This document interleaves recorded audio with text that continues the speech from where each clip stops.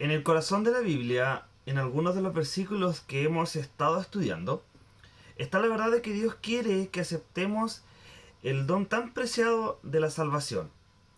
No basta solo con creer en Dios, sino que Dios es soberano por sobre todas las cosas. Sería una verdad atemorizante si creyésemos que el deseo de Dios es vernos destruidos y no de salvarnos. No basta solo con saber qué fue lo que ocurrió en la cruz, porque sabemos que algunos conocen la historia de la cruz y saben incluso lo que ocurrió ahí, pero su deseo es siempre rechazar la salvación. La Biblia dice que debemos creer en aquel que murió por nosotros, creyendo por la fe en la salvación recibida por medio de su gracia y confesando nuestra fe delante de los demás, rindiendo nuestra vida a los pies de Jesús.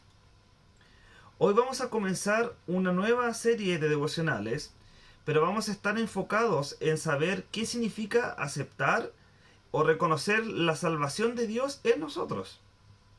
Nosotros conocemos la salvación, hemos palpado esta salvación, pero también sabemos que hay una perdición. Pero ¿cómo nosotros podemos escapar de la perdición?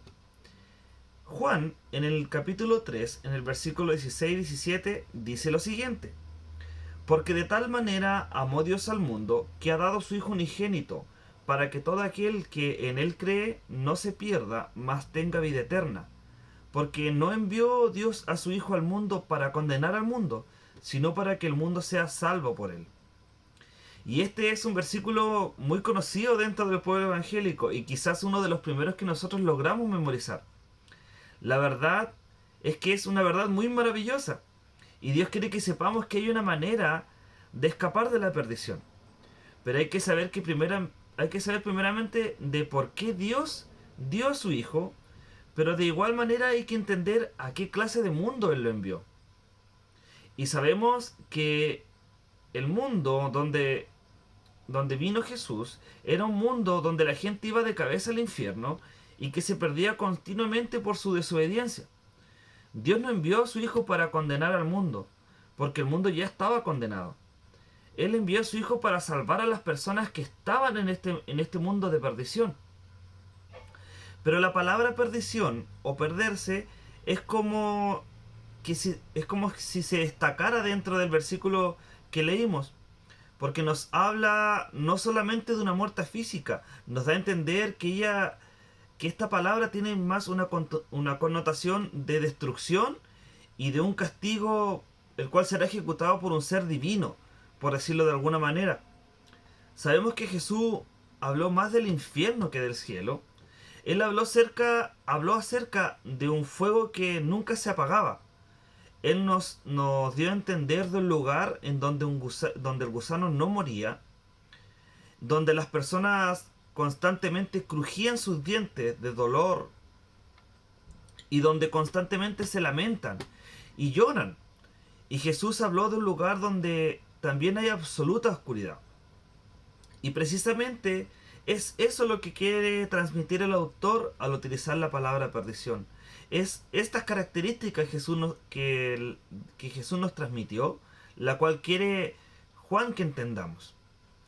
Pero de tal manera amó Dios al mundo que envió a su Hijo para que no nos perdiéramos y podamos tener vida eterna por medio de Él. No es el tipo de vida que nosotros ahora disfrutamos y de cual continuamente estamos viviendo. Porque con lo que hemos vivido hasta ahora, nosotros podemos decir, ¿acaso será esta vida que Dios quiere que nosotros vivamos por una eternidad? Al entender nuestra vida y de lo que hemos logrado vivir, a la verdad es una vida dolorosa, una vida con muchas dificultades. Y no me imagino una vida eterna como la vida que estamos viviendo ahora. La vida eterna de la que nos habla Jesús es muy diferente. No es un tipo de vida ordinaria como la que nosotros vivimos ahora. Es una vida de mayor calidad, en la cual se nos dará el tipo de vida que Dios vive, participando de esta dicha inmortal en la mismísima vida y presencia de Dios.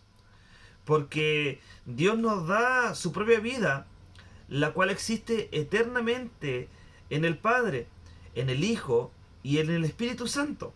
la cual nos rescata de esta vida de perdición y nos da una vida eterna de calidad. Pero, ¿quién recibe esta vida? El versículo nos está diciendo que todo aquel que cree en el Hijo unigénito de Dios. Jesús incluso nos dice que Él no echará fuera a quien acude a Él, porque todo aquel que en Él crea, éste será salvo. Pero ¿qué significa verdaderamente creer en Él? No significa creer en una persona común y corriente a la cual llamaban Jesús y que vivió o participó dentro de la historia. Quiere decir que creer en Jesús era lo siguiente. El hecho de creer en Jesús significa que Él es un Dios encarnado, que Él nació de una virgen, que Él vivió una vida sin pecado. Creer en Jesús significa creer que Él murió una muerte, la cual nos expió de nuestra maldad. Creer en Jesús significa creer que Él resucitó de los muertos. Creer en Jesús es saber y entender que Él ascendió al cielo. Y también es creer que Jesucristo es quien intercede hoy en día a la diestra de Dios como nuestro gran sumo sacerdote. Pero creer en Jesucristo es también el cual nosotros entendemos y hemos declarado como Señor de nuestra vida. Porque entendemos que Dios lo declaró Señor también. Y producto de aquello, sabemos que Él vendrá en su reino. Vendrá por sus hijos y lo establecerá junto con nosotros. Creer en ese Jesucristo es la única manera de escapar de esta perdición. Pablo en 2 de Corintios, en el capítulo 11, en el versículo 4, nos advirtió que otros también podrían presentarse a nosotros anunciando a otros Cristo, y que deberíamos nosotros de tener cuidado, porque aquellos que anuncian otro evangelio seríamos considerados como malditos por Dios. Pero los que hemos creído afortunadamente en el verdadero Jesucristo, ya no seremos condenados, sino que nosotros seremos rescatados de esta perdición eterna por medio del amor de Dios, el cual demostró al enviar a su Hijo. Porque de tal manera amó Dios al mundo, que dio a su Hijo unigénito para que todo aquel que en Él cree no se pierda, mas tenga vida eterna. Porque Dios no envió a su Hijo al mundo para condenarlo, sino para que el mundo sea salvo por medio de Él. Que el Señor les bendiga.